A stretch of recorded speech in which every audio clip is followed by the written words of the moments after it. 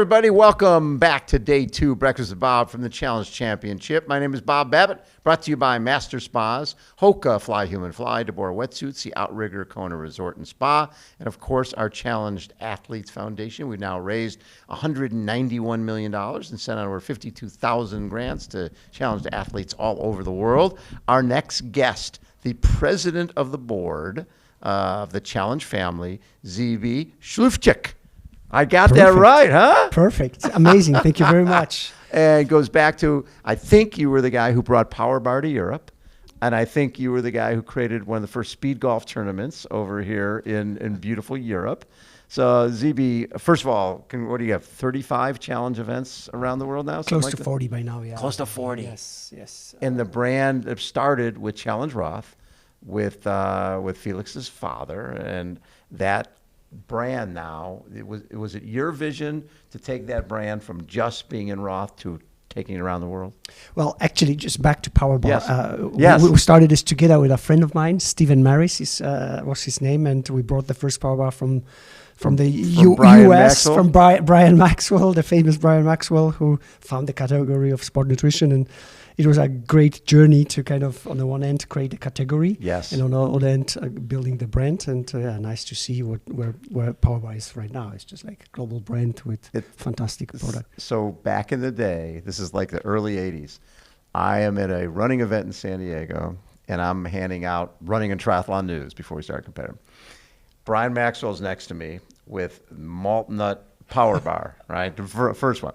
And this is a December event. And you remember what those bars were like when it got cold. You could break a tooth in 2 seconds.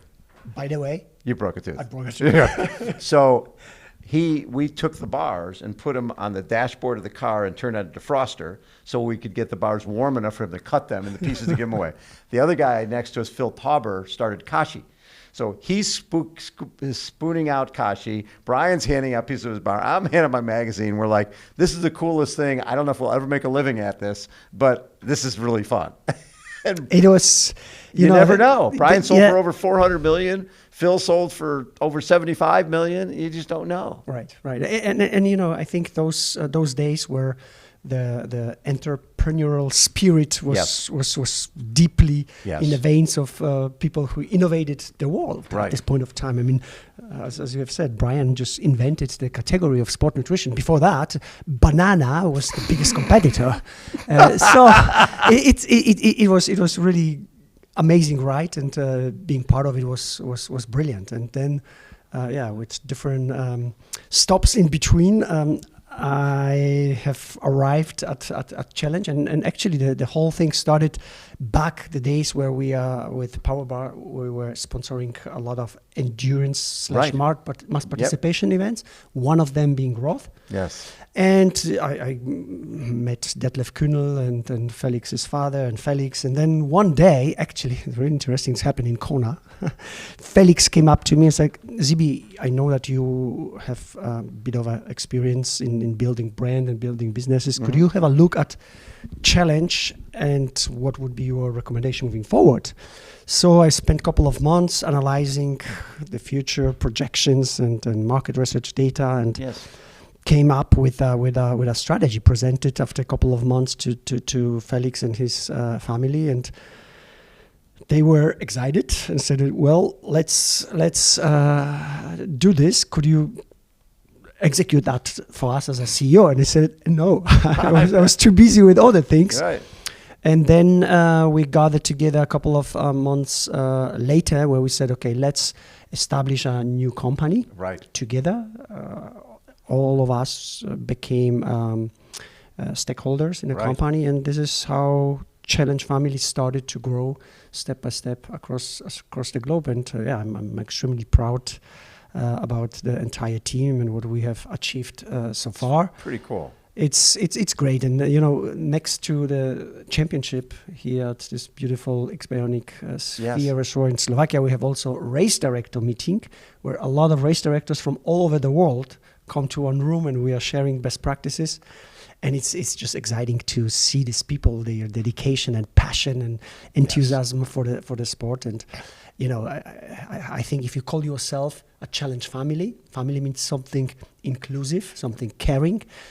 So we really driven by the values of Challenge Family, and it's we are far from perfect. Don't take me wrong, far from perfect. But I think if you experience a Challenge Family event, you feel that we care, and I think that's most important. Yeah, it really is most important, and it's an interesting time in the sport because obviously during COVID there was no events. You think about it, there was no, you couldn't go to swimming pools. There was no events. And there's no events, there's no dollars coming in. There's no dollars coming in. What do you do with your staff? How did you guys handle all of that? At that point, you probably had 30 some events, and now there's no events. Yeah. Well, in the year 2020, we had only one event. Oh my God! I don't know if you remember, but this was the Daytona. Yes, yes, exactly. Yes, it was the world famous event because it was the only event with the support of the governmental institution in Florida, and tourism boards was like special permissions, all this crazy stuff. We were the only event in the world. I had a plastic shield between myself and the guest, and we sprayed everything down between each interview. But we were there. And what really helped us to survive, because I think for mass participation / endurance sport companies, it was just about how do we survive. Right. Was first of all loyalty of our partners, our yes. global partners. Everyone stay on board. Which Everyone is huge. Paid out. Wow. Majority of their contractual obligations. Wow. So we didn't let go a single person. Really? We kept that is unbelievable. Yeah. On board. We lost, unfortunately, I think 3 events. Yeah. Due to the fact that post-COVID, the governmental institution stopped the foundings. Right. So there was no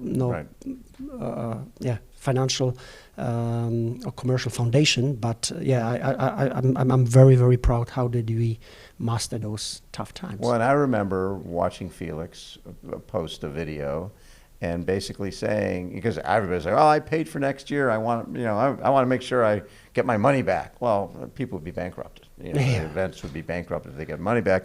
And Felix was like, listen, if you want to get your money back, we'll take care of you. But what he'd really appreciate, because we'll be here after COVID, and we want your support, and we want to support you. And people related to it and were like, keep my money, because we're investing in you and the sport. I think, we are in the business of endurance sports, triathlon for many, many years. Yes, we are. And I'm surprised sometimes that people who are decision makers in the world of endurance sport or triathlon are so narrow-minded sometimes. Yes. Because at the end of the day, we are all part of an ecosystem. Yes, we are. Journalists, professional athletes, age groupers, tourism boards, sponsors, partners, industry, you name it. We are all part of the ecosystem. And I think instead of, having this shells on the side, we should think a little bit broader. High tide floats all boats, right? Everybody's rowing together, we all win. There we are. And that's we have this privilege to be in an unbelievably inspirational sport of triathlon. Yep. How can we grow this into the broader proposition to the general public? Because the professionals are amazing role models. Right. Everyone who is crossing the finish line is having a human story to share. How can we get this wider and broader, right, and grow the sport? And I think this is where all of us should yes. contribute as a part of this ecosystem. What's been happening in the last few years, be it with the PTO coming in, and with Ironman and Ironman 70.3 and Challenge and Super League, there's some really nice brands coming in and doing a really nice job of taking care of the professional side of the sport. And at the same time, the age groupers are, especially when they come to these, they're feeling loved, they're feeling supported, they feel that they're the gas in the engine, right? Absolutely. Right? The most important aspect of it. And it's funny because over time when groups have come in and said, well, we're going to be like golf and tennis, and people pay us rights fees, and we both know the business model that works for triathlon is find a place that potentially will pay us to be there, right? Pay us something. Then there's sponsorship, then there's entry fees, then there's expo. You're not getting money from television. Yeah. Television, you pay to get on television. So knowing what our business model is, that works. Right. And you can make a good living with that model if you fill up your corrals. It's pretty simple. Absolutely. You mentioned PTO and T100. I mean, we have been founding partner of the PTO. Right. It's happened at a challenge event where we closed the doors yes. and ask the professional to stay there and come with a united voice, because for us as events organizers was very, very important to have a united voice of an athlete if there is something we have to discuss about. Right. And of course, if individual athletes are coming to us, they are promoting their own interest. Of course. So this was the PTU, Professional Triathlon Union, in 2014 which was born in Bahrain or whatever that was. Exactly, at the challenge event, and later on it was renamed to PTO. Yes. And from day one, we Challenge family have been extremely supportive. Of course. You know, Collins Cup twice happened Yes. here. We did a lot of organizing elements in Miami and Daytona. Yes. So I think it's badly needed that we have decision makers across the triathlon / endurance sport industry who see the bigger picture, and I think there is a lot of space to growth for every one of us. And you're dealing with large brands every day. And are you seeing? Because what I've seen in the U.S. is, we from 2011 and 2019, there was a decrease in participation in triathlon. And a lot of that I look at the endurance entertainment marketplace. You've got Spartan Race, you've got Tough Mudder, you've got Color Run, you've got so many, you've got UTMB. There's a lot of opportunities for people, and that's not even including 10K, 5K marathon and all that. So there's way more stuff out there. How do we keep people... get people into triathlon and keep them coming back? Well, interestingly, if you look at the Challenge family evolution, we undergo this transfer from being singularly focused on middle and long distance event to endurance sport festivals, where still the long distance and middle distance is like a icing on a cake. We undergo this for the last 4 or 5 years. Right. So if you look at the championship, we have next to the championship event, we have also the qualifying event for the championship, but we have also kids, juniors, relay, we have Special Olympics. I saw that you have Special Olympics here. Yeah. That's wonderful. So I truly believe this is the future. It is a future. It's festivals are future. Exactly. And you have a different offering to the local community, to the governmental institution, to the tourism boards, but also the partners and sponsors. They don't want to talk again and again and again to the same person who is shaving seconds, and that's major objective for him. No, they want to broaden their They want new people. Exactly. That's the one thing. Second thing, if you look at a average age of a middle distance or long distance finisher, 50. Well, 45 or 42. 75% male. Yes. Well, the answer is very simple. We have to become younger. How do we talk to, Gen Z? How do we talk to millennials? How do we attract them to come to the ecosystem? And I think the approach we are implementing, having festival and a lower burden to enter the triathlon world, it's critical. We have here the triathlon, which is a very short. Just get a touch, and I think this is where we spend a lot of efforts analyzing the future. If you market research data, we do this constantly, and with those side events, we are opening to broader scale and growing the potential of the future athletes, and we are in a good place. Our participation this you're year, up of like 300-400 here, right? And globally, in average, around 15 to 20%. So we are happy. We are happy in this place, and it's a completely different offering to partners and sponsors and local communities when you get them involved. This is where when we are having an event wherever you go in the world.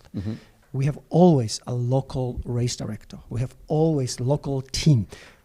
That's important. Our local teams are forced to use local services. Yes. Only local services. Everything stays here.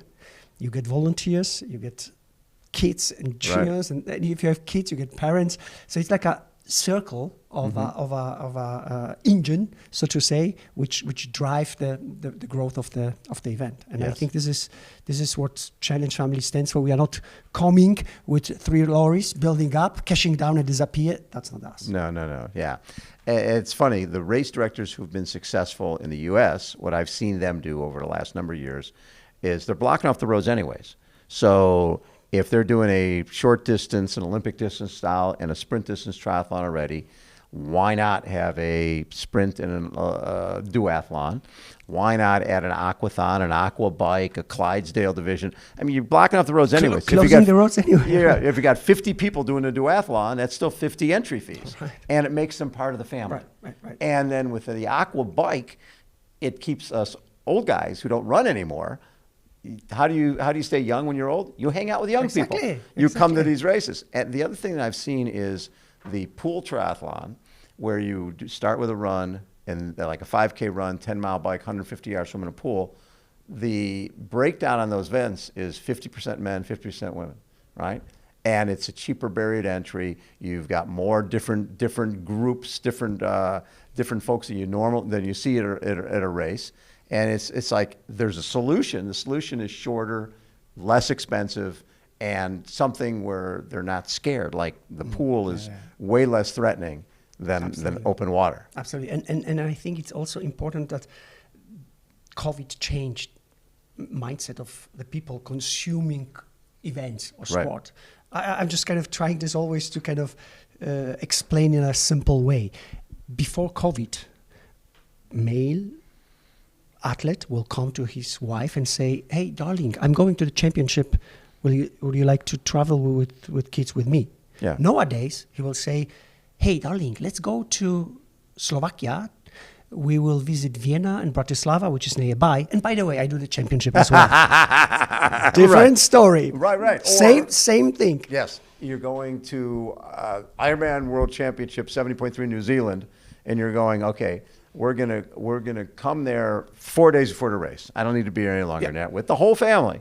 But then I'm shipping a bike back, and we're spending a week with the family afterwards, and we're going to see New Zealand. So that's the thing, is we go to cool places. It's not like we're going to Antarctica in the wintertime. Exactly. You're going to a place like this, or you're going to Kona, or wherever you're going. Those are places people want to go and make it a vacation. People love to collect experiences. Exactly. And still there is a plenty of people who want to go faster, break records, winning age category, which is great. We provide this to everyone, and we award them and we honor them, and everything is great. But there is a large number of people who have a different perspective. Right. I tell you a little story at a Challenge Walchsee in Austria, which is sold out, amazing event in the Austrian Alps. 2 years ago, we asked the women's participating in a women's run, do you want to run with chip or without chip? Same price. Right. Same price. 64% said no chip. As long as I get my finisher medal and a T-shirt. They don't want another time. No. They just want to be part of it. They want to be with their friends and walk or jog or do whatever. That's fascinating. Chip or no chip, and nobody cared. Yeah, nobody cared. I like that a lot. Yeah, and we've seen that. I mean, this in the States, Wildflower was back this year. Hadn't happened in 5 years, and having it back, and again a festival, because they had a 20K trail run. They did some paddling and all sorts of stuff like that. People want to be part of something like that, and like a Woodstock. Meeting people alike with a similar mindset and similar focus on health and physical education and stuff like that. I remember one year I was interviewing Andrew Messick, and we were talking about that they'd had feedback that people wanted smaller events. They felt they'd be better if they were more intimate, and they did a deep dive with their constituents, and people were like, "No, I want the big events. I want a big event because it validates why I'm getting up at 4 a.m. and doing this ride indoors on my own. When I go somewhere here and there's 2,000 like-minded individuals who also are getting up at 4 a.m. and doing this stuff, it makes you realize you're not alone, and it makes you realize that you're part of something pretty special." And you know, it provides bragging rights. Right. So you have to take into consideration. This is why you know every year we have a agency based in the UK who is independently analyzing all of our events. We Yes. have you know, standardized questionnaire with additions and adaptations every year, and we are getting straightforward feedback from our athletes. This is how we see this, and we don't create the events for us. We create this For them. for the athletes. Right. So I think you need to listen. You need to learn, and the only constant in life is change. Right. Do you find that you're turning most of your events into more festival-like? Definitely, Yeah, definitely. every I one of definitely see this. I mean, just before came over to this room, I met our race director from Taiwan, Jovi and Ron. Yeah. The biggest triathlon in the world. 10,500 What? 10,500 athletes sold in 7 minutes. Sold out. Oh my God. Out of space. I was there twice. Just couldn't believe it. They have 1,500 kids between 2 and 80 years. The way Taiwanese people consume triathlon is completely different than in Western Europe. Yeah. If you go to the transition zone, less than 15% is TT bikes. Right. Just everyday pikes. I did a relay myself, and I was passing on I'm riding 58 size bike. Yeah. In Taiwan, I got only 50 size, so I had to ride in standing position. Your knees, And I was passing a guy on a really nice looking high-end bike, riding with flip-flops. Oh yeah. And you know, they're crossing finish line. They just enjoy what they have done. They are thankful. Yes. It's different way of consumption. At one of these pool triathlons, so this is called the Tinsel Triathlon in Hemet, California. I mean, that's the nice thing about those. You don't need to be by a body of water. If there's a pool, if there's a community pool, there's a community. They're not built. So usually, I bring McKeely Jones, who likes to do these short races as much as I do. And there's a guy there who's obviously never been to a triathlon before. He's got a bike with high bars, a koozie, you know, doesn't have a beer in it right now, but you know it does. A big old seat with a sea otter seat cover on it. And McKeely is helping him set up his stuff. He has no idea she's Ironman world champion, Olympic silver medalist, all that stuff. He's that nice young girl. She helped him. So he's got his belly, he's got his board shorts. So he finishes a race. That's a 5K run and a 10-mile bike and a 150-yard swim in a pool. And, you know, he has no idea about McKeely. And then the announcer says, hey, everybody, you should watch this afternoon. The Ironman is going to be on television. You should watch the Ironman. And this guy's wife says to him, honey, what's the Ironman? And he goes, oh, same thing I just did, a little longer. Right? In his mind, if Jan Frodeno walked over, dude, you and I, we're like this. We're both triathlons. Yeah. We're triathletes.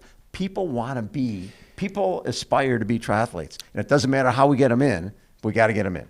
You know, I'm quite a few years in the sports industry. And I think that the biggest advantage of triathlon is that other sports you are participating, you know, trail runs, you are participating, a marathon, you're participating. Right. Triathlon, it's part of your lifestyle. It's a lifestyle. You're breathing, and you know, you see the level of engagement. You have said, like, you know, people very well educated, family,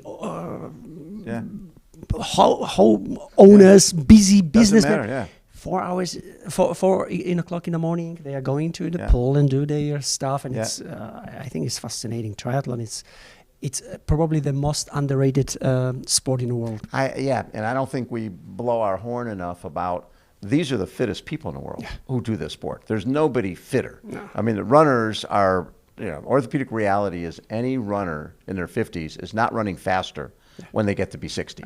Triathlete. You could be faster. You buy yourself some better wetsuit. You buy yourself some wheels. You know, you get some plated shoes. You can go faster at 60 than you were at 50. It's the fountain of youth, and I call it an equal opportunity abuser. It doesn't give a crap if you're missing a leg, if you're missing an arm, if you're Rudy, or if you're some guy who's 100 pounds overweight. Get from here to the finish line. you're a triathlete. You are sharing the finish line with Olympic champions, world champions, the best athletes in the world. You are sharing the course with them, start and finish line, everything. It's like, you are not outside the ropes, you are inside the ropes. And I think this is a great privilege of our sport. You can't go and hit the ball with Roger Federer at Wimbledon. You can't play the Masters with Tiger. If you pay enough. A fortune. But on any race day, you can be in the water with Jan Frodeno, and he's doing the same exact course you are. Absolutely. And you can compare notes out. How's a win for you at Javi?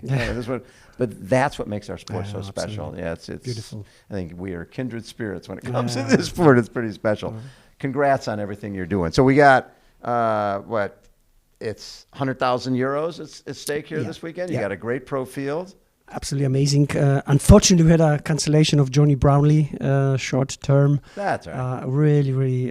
He wanted to be here for Richard. Yeah, he wanted to be here. So, but it's an amazing profile. So we are very happy. It's our 7th year here in Šamorín. Our record-breaking athletes participation. Yes, over 2,000. Country participation. 66 countries represented. Really? Pretty amazing. Yeah. That pretty is amazing. very cool. Like, interesting. Like you have events in 31 countries, but you have athletes from 66 different countries. Pretty special, yeah. That is very to showcase how amazingly international and bonding is our sport, bringing people together. And changing lives. Yes, exactly. And I don't know if you're aware of that, but Šamorín is a geographic middle of Europe. Exactly. You have 20 minutes to Bratislava, the capital city of Slovakia, 50 minutes to Vienna, and just over 1 hour to Budapest. So you are in a beautiful place. I tell people, they say, well, what is this X-Bionic Sphere? I said, think of a Four Seasons marrying an Olympic training center. Exactly. Right? Exactly. That's what it is. I go, really? I said, you won't believe this place. It's unbelievable. You can exercise 28 Olympic sports on this venue. 1.5 million square meters of sport. Unbelievable. Zibi, thank you for having us here. Thanks a lot. Always great to chat with you. Always great to see you. And I just admire what you are doing with the foundation and all your work. So great. I just can say thank you for having me here, and keep Bob, your work and your dedication to people who need attention and help as you do. And thank you, buddy. I admire what you do. Appreciate it. Thanks a lot. Zibi has been our guest again. Breakfast with Bob Challenge Championship. Hold on. We'll be right back.